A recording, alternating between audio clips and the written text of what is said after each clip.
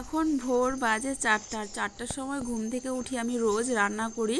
আর আজকে হচ্ছে আরও আগে উঠেছিলাম। আর কি বলো তো, আমাদের পুকুরে আজকে মাছ ধরছিল তো জেলেরা এসে, তাই ওরা এই দেখো আমি এখন মাছ দেখতে আসছি, দেখি কতগুলো মাছ ধরেছে আর তোমাদের সাথেও ভিডিও শেয়ার করবো। তো দেখো কতগুলো মাছ।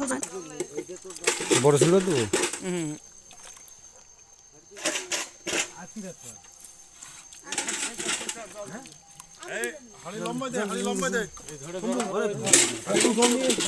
আমাদের নিয়ে যাবো তো, তুমি কে রাখবা?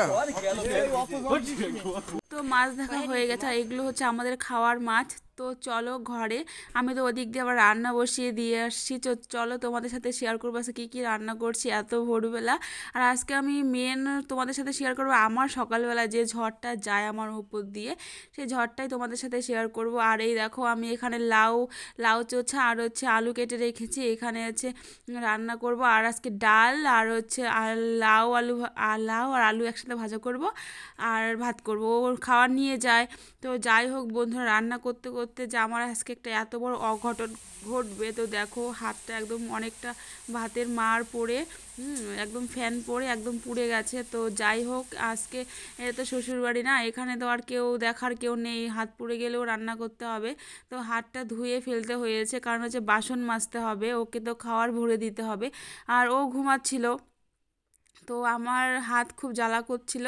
তো ও তাও উঠে বলছিল, আমি যখন ভাতে যখন মার পড়েছিল তখন ও বলেছিল যাও যাও বরফ গিয়ে লাগাও। আমি বলছি বরফ লাগাতে হবে না। তো যাই হোক বন্ধুরা, হাত পোড়া নিয়েই তো কাজ সারতে হবে, এটা তো শ্বশুরবাড়ি সব কিছুই করতে হয়। তো ও যাওয়ার আগেই আমি বাসি ঘর টর ঝাড় দিয়ে বিছানা তুলে ফেলি। আর আমার মেয়েও উঠে গিয়েছিল, আর তখন কিন্তু বাজে হচ্ছে 5টা।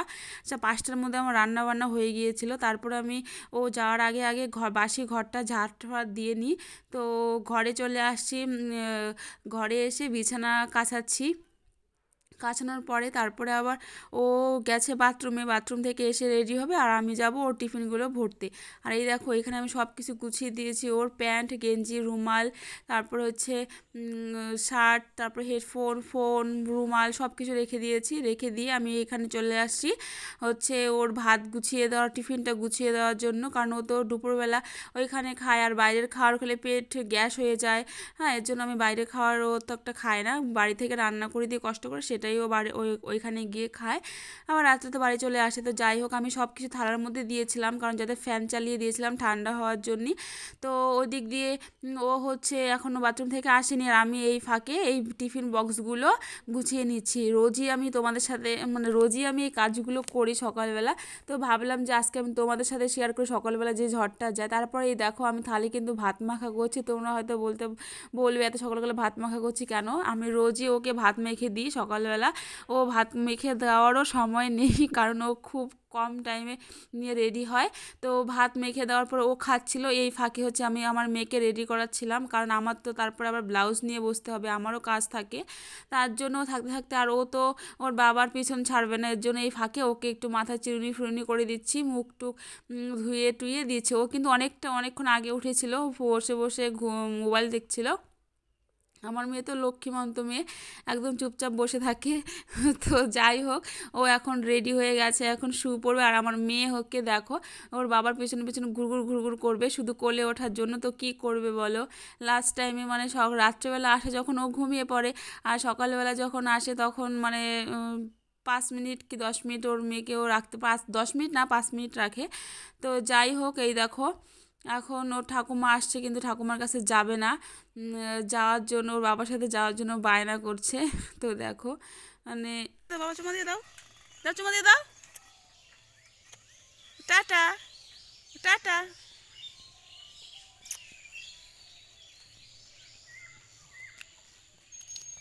তো যাই হোক, ও তো চলে গেছে কাজে। আর ওর মেয়ে ওর মেয়ে তো মন খারাপ, আমার মেয়ের মন খারাপ, কারণ হচ্ছে বাবা চলে গেছে না। তো আজকে তো একটু খুশি খুশি ছিল, তো ফোন হাতে ছিল। তো যাই হোক, তো চলো এই দেখো আমাদের বাড়িতে মাছ ধরেছিল, তো খাওয়ার জন্য আমরা এই মাছগুলো রেখেছিলাম, শোল মাছ একটা রুই মাছ, আর এগুলো হচ্ছে বাটা মাছ, বেশি মাছ রাখিনি। তো তো মাছগুলো কাটার পর আমি কাটিনি, মা কেটেছিল। কাটার পরে আমি ফুলের বীজ নিয়ে বের হয়ে গেলাম।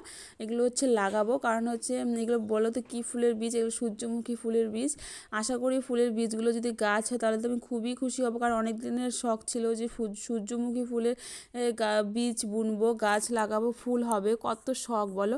তো যাই হোক, এই গাছগুলো লাগিয়ে তারপরে হচ্ছে জামাকাপড় ধুতে যাব। কি বলো তো বন্ধুরা, এই ভিডিওটা আমি করতাম না, তবুও তোমাদের সাথে শেয়ার করলাম। তোমরা তো আমার পরিবারের সদস্য না। তো আমি সকালবেলা আমার উপর দিয়ে যে ঝড় যায়, যে কাজগুলো আমি করি, তোমাদের সাথে ভাবলাম যে ভিডিও করি, তোমাদের সাথেও শেয়ার করি।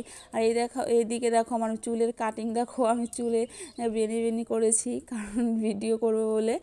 সব দিন করি না, আজ ইচ্ছে হলো। আর ফুল গাছগুলো লাগানোর বীজগুলো দেওয়ার পরে একটু আমি পাটকাঠি বুনে দিয়েছিলাম, কারণ মেয়ে তো নষ্ট করে ফেলে। আর এসব করার পরে আমি যাব হচ্ছে জামাকাপড় ধুতে, মেয়ে যেহেতু নেই কাছে। তো জামাকাপড় ধুয়ে তারপর স্নান করব, তারপর তোমাদের সাথে আবার আসবো। ঠিক আছে বন্ধুরা, ভিডিওটা কিন্তু কন্টিনিউ দেখতে থেকো, কাজ আর শেষ হয় না। তো চলো এখন হচ্ছে ফুল তুলতে যাব। আজকে সোমবার, গাছে অনেকগুলো আকন্দ ফুল ফুটেছে, চলো তোমাদের দেখাবো ফুলগুলো। তারপর চলে আসলাম যে ফুল তুলতে। তো দেখো গাছে কি সুন্দর ফুল ফুটেছে, তারা ফুল বলে এগুলাকে কোচবিহারে, তো এখানে কি বলে আমি জানি না। তো এগুলো ফুল তুলে তারপরে আমি তুলবো হচ্ছে আকন্দ ফুল। তো গাছে অনেক আকন্দ ফুল তুলে যে আমার এই অবস্থা হবে সেটা ভাবতে পারিনি। হ্যাঁ, আমার হাতগুলো ফুলে গিয়েছিল, জানি না আকন্দ ফুল তোলার পর থেকে এরকম হয়েছিল, কিভাবে হয়েছে জানি না। তো যাই হোক বন্ধুরা, ভিডিওটা যদি তোমাদের ভালো লাগে তাহলে লাইক কমেন্ট শেয়ার করো, সাবস্ক্রাইব করতে ভুলো না। আর সবাই ভালো থেকো, টাটা। আর এরপরে তোমাদের সাথে আমি আবার রান্নার রেসিপি শেয়ার করব। সবাই ভালো থেকো, ঠিক আছে। আর এদিকে হচ্ছে কী বলতো, ফুল তোলা আমার হয় না, কতগুলো ফুল তুলে তারপরে ভাবলাম যে গাছে আরও কয়েকটা ফুল ফুটে গেছে, ওগুলো তুলে ফেলি, গাছটাকে একদম পুরো ন্যাড়া করে ফেলি। তো গাছে ফুল ফুটে হচ্ছে ঠাকুরের চরণে যাওয়ার জন্য। অনেকে আছে গাছ থেকে ফুল তোলে না, আমিও তুলতাম না আগে, কিন্তু মাঝে মাঝে ইচ্ছা হয় গাছ থেকে সব ফুল তুলে পুজো দিই। তো আমি এখন স্নান করব, পুজো দেবো, তারপরে যে রান্নাবান্না করব। তোমাদের সাথে আজকে আমি আর রান্নাবান্না শেয়ার করব না, কারণ ভিডিওটা অনেকটাই বড় হয়ে গেছে। তো বন্ধুরা সবাই ভালো থেকো আর পাশে থেকো, আর এইভাবে আমাকে ভালোবেসো। টাটা বন্ধুরা।